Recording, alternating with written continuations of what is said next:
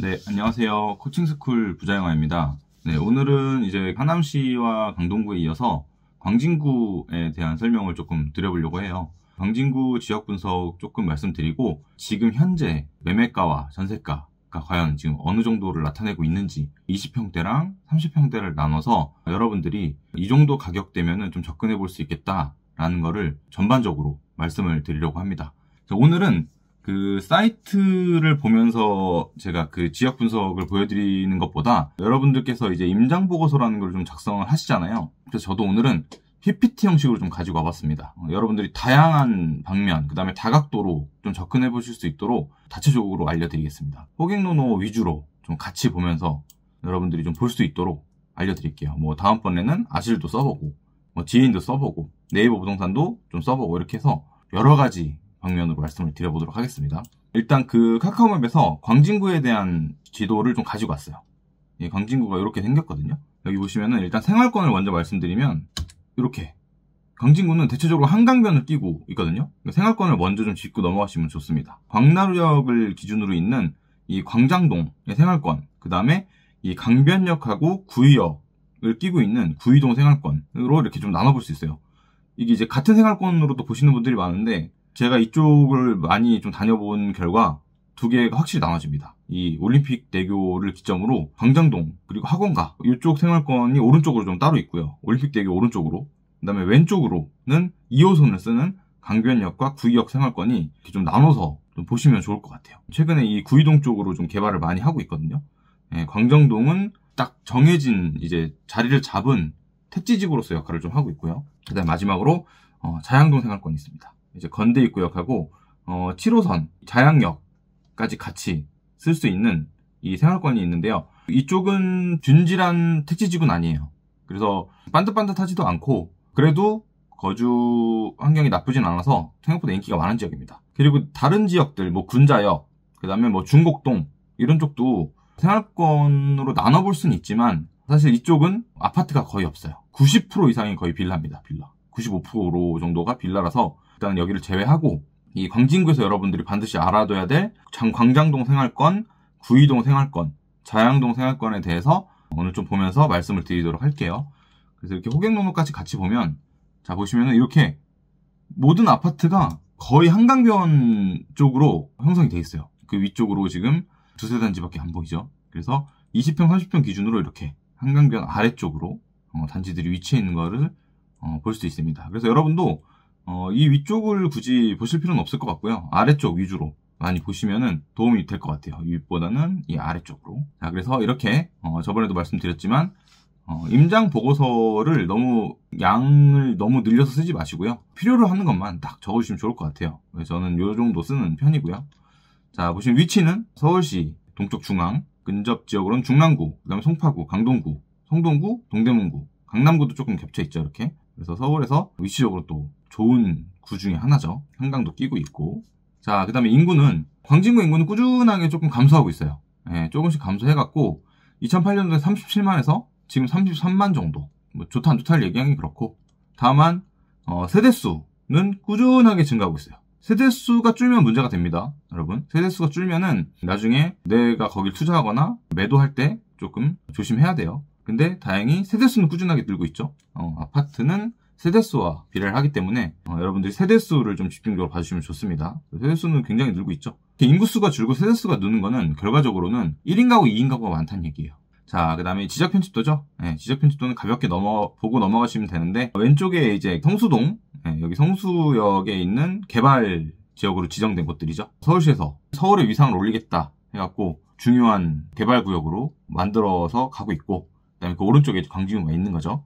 광진구가 있는데 대부분이 지금 다 거주 지역이에요. 1종, 2종 거주 지역이고, 이쪽 자연 녹지 지역도 조금 있어요. 이 워커힐 아파트가 1단지랑 2단지가 나눠져 있는데, 이 위쪽 워커힐 호텔 쪽에 있는 단지는 녹지 지역이 들어가 있고 아래쪽은 주거 지역이 들어가 있거든요. 그래서 여기 좀 섞여 있고 한강 밑으로 대부분이 다 거주 지역으로 있습니다. 군자역 주변도 마찬가지고요. 여기 군자역하고 중랑구 쪽은 전부 이제 빌라가 되어 있고, 그다음에 건대입구랑 여기 광진구청 있는 강변역까지의 거리를 상업지구로 지정돼 있습니다. 이 건대입구역부터 이 저기 세종대학교 있는 쪽까지 화양동이라고 하거든요. 이제 그 옛날에 화양리였는데 화양동에 있는 상권은 거의 서울의 3대 상권으로도 불리기도 했어요. 강남, 그 다음에 홍대에 이어서 건대, 세종대 이 상권은 서울에서 알아주는 상권이에요. 그래서 한번 가보시면 좋습니다. 이제 지역 호재를 보시면은 동서울터미널이 좀 이제 공사를 해서 신식으로 만들겠다라고 얘기하죠. 그래서 현대화 사업을 추진하겠다. 서울시에서 좀 적극적으로 얘기하고 있고, 여기를 이제 복합센터로 만들어갖고 7층부터 40층까지 만든다고 합니다. 그래서 앞으로 강변역 주변으로 테크노마트와 그다음에 동서울터미널이 좀 개발이 크게 돼서 사람들이 많이 사용할 수 있는 그런 복합 문화센터로 바뀌지 않을까라고 보고 있고요. 자, 그 다음에 광진구의 가장 큰 수건인데요. 중곡동이 굉장히 좀 노후화돼 있어요. 광진구의 위상이 높아지려면은 이 중곡동을 개발해야 된다 이렇게 얘기를 많이 하거든요. 그래서 이 중곡역 주변으로 지금 개발을 좀 시키려고 하고 있어요. 그래서 여기가 종합의료 복합단지로 만들겠다 해갖고 그 화양변점소 부지부터 시작을 해서 대원외고 앞까지 이렇게 쭉 이 시장 있는 곳까지 다 해서 중곡 제일시장 있는 곳까지 해서 개발을 시키겠다라고 지금 구역을 지정해 놓은 거예요. 어떻게 될지는 여러분이 앞으로 좀 지켜봐 주시면 좋을 것 같고요. 자, 그 다음에 2호선 중에 이제 지상철이 다니는 구간들이 있는데 그 중에 하나가 이 광진구예요. 광진구. 그래서 지금 보시면은 이게 한양대부터 잠실까지, 잠실철교를 지나서 잠실역으로 들어가는 구간까지 중에 보시면은 건대 입구부터 강변역까지 이 구간을 광진구에서 지하화해서 좀 지역을 개발시키려고 하고 있습니다. 실제로 이 건대 입구역에서 구의역 그리고 강변역까지 이어지는 이 라인이 상업지구예요. 상업지구인데 지상철로 인해서 굉장히 어둡습니다.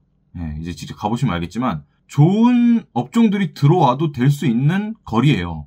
근데 지상철이 있다 보니까 좀 유흥주점도 많고요. 술집이 굉장히 많습니다. 근데 여기가 만약에 지하화되면은 굉장히 크게 발전할 수 있을 거라고 저도 생각을 합니다. 자, 그 다음에 보시면은 광진구는 어차피 그 아파트가 단지 있는 지역 쪽으로 재개발 구역을 만들고 있어요. 그래서 모아타운, 그 다음에 신속통합기에, 그 다음에 뭐 가로주택 이런 것들이 그 한강변 주변으로 이렇게 지금 구역이 다 지정돼 있습니다.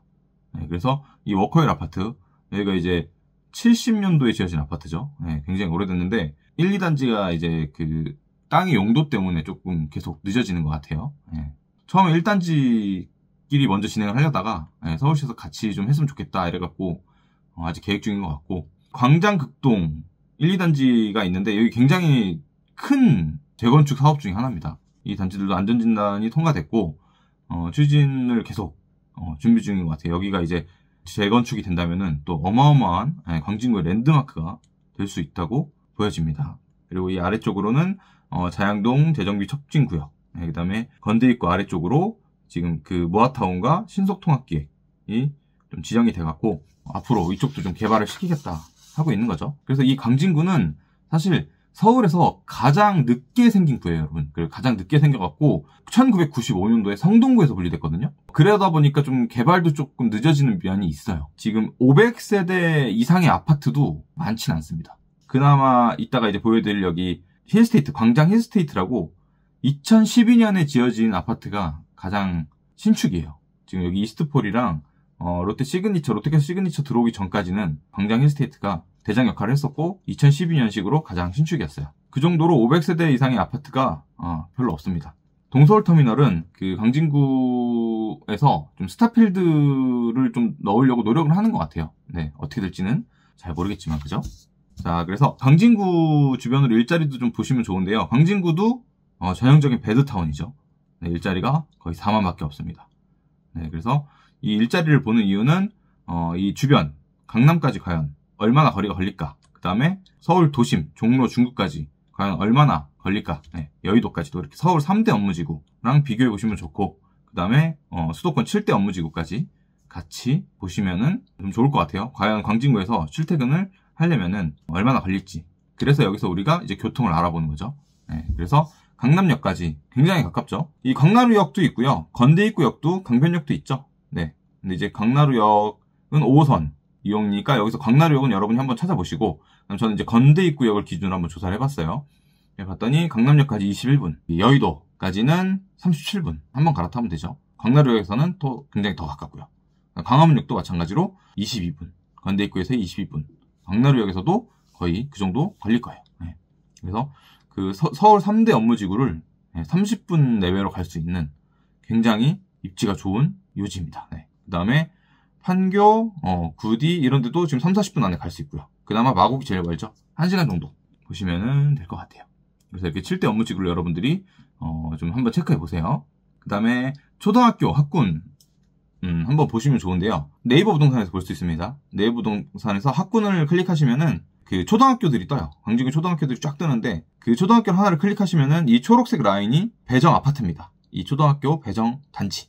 그래서 이 광남초등학교가 광진구에서 가장 학급당 학생수가 높습니다. 24명. 왼쪽에 보시면은 서울시 평균이 19.3명, 광진구는 18.7명으로 서울시 평균을 미달하죠.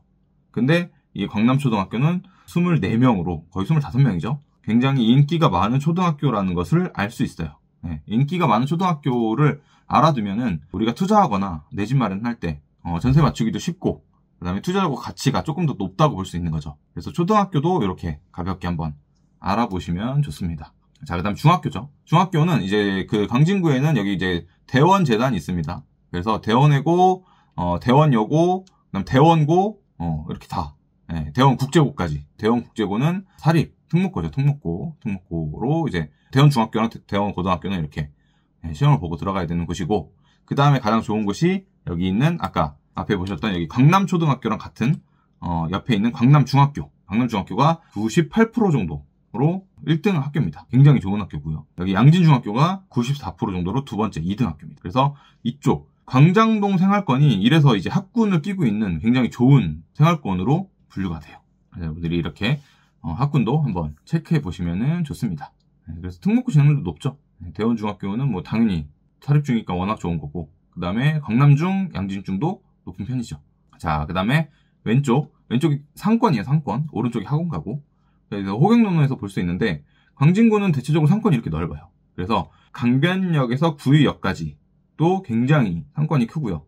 그 다음에 이 건대입구역에서 이 군자역까지, 그러니까 거의 이제 이 건대입구와 세종대, 그 다음에 어린이대공원까지의 상권이 굉장히 크게 형성돼 있어요.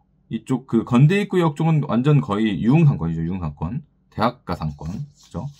여기는 이제 주말에 가시면은 굉장히 핫합니다. 이 위쪽은 빌라상권이에요.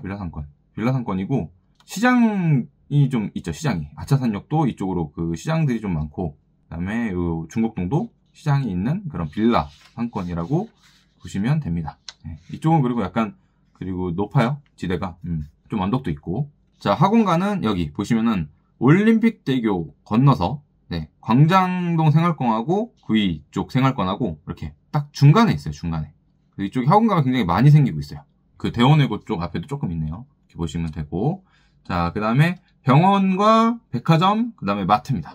여기 보시면은 여기 그 햇민병원이라고 그래도 조금 큰 규모의 병원이 있어요. 건물은 한 동인데 잠실대교 건너자마자 햇민병원이라고 중간짜리 병원이 하나 있고, 그 다음에 이제 건대병원이 있죠. 건대병원과 여기 이제 롯데백화점, 그 다음에 스타시티 이렇게 있고, 이마트도 같이 있습니다. 그 다음에 이 테크노마트에는 롯데마트가 있죠. 이렇게 보시면 될 것 같아요. 그래서 2호선 라인으로 병원과 마트, 백화점이 형성되어 있습니다. 그래서 2호선이 정말 좋은 노선이죠. 네. 그래서 이렇게 보시면 될 것 같고요. 자, 그 다음에 입주 물량을 볼게요. 입주 물량 보시면은 광진구 아까 보셨듯이 중랑구, 성동구, 강동구 전출 많은 3개 지역을 갖고 왔어요. 그래서 강동구는 지금 이제 이 주황색 라인이 올림픽 파크포레온이죠. 여기 이제 올해 3월까지 입주가 계속 진행되고 있고 26, 27, 28, 29 이렇게 입주가 없습니다. 이 4개를 통틀어서 없는 거예요. 그래서 향후 앞으로 이렇게 입주가 없을 때는 과연 이 광진구나 이 중랑구, 성동구, 강동구의 흐름이 어떻게 될지도 여러분들이 관심 깊게 지켜보시면 좋을 것 같아요. 그래서 사실 이렇게 보면은 이스트폴이 올해 25년 3월에 입주를 시작하는 걸로 알고 있어요. 그죠?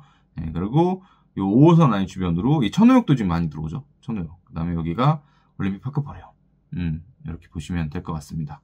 자, 그 다음에 이제 호갱노노에서 분위 지도를 보시면요. 그냥 딱 봐도 역시 그 광장동 생활권이 좋다는 걸 알 수 있어요. 이쪽 자양동보다, 부의동보다 이 광장동이 확실히 파란색, 빨간색이 훨씬 많이 위치해 있죠. 그래서 이렇게 분위 지도를 보고 여러분들이 이 지역 중에 여기가 좋은 데구나 라고 가볍게 파악을 해보실 수 있습니다. 자, 그 다음에 투자 범위는 저는 이제 역세권 10분 아파트 단지들만 위주로 보라고 얘기를 하거든요. 그 밖의 것들까지 너무 보기에는 많다고 봅니다. 근데 광진구에 있는 대부분 아파트들은 역세권 10분 안에 다 들어가요. 네, 이럴 경우에는 그냥 내가 평형만 정해서 20평대 할 거면 20평대, 30평대 할 거면 30평대 정해서 다 조사하시면 됩니다. 네, 다 조사하셔도 30개 정도밖에 안 돼요. 30개 정도 조사해서 지금 가격대가 어느 정도고 지금 투자금 얼마나 들지, 내 집 마련할 때는 자본금이 얼마나 필요할지 조사를 하신 다음에 저평가된 가격, 그 다음에 좀 싼 단지들은 직접 가보시고 내가 정말 마음에 드는 곳을 투자하고 내 집 마련 하시면 됩니다. 가격대도 적어보지 않고 투자하고 내 집 마련 한다고 하면은 그건 좀 어렵겠죠, 그죠? 여러분들이 가격대를 꼭 직접 적어보시길 바랍니다.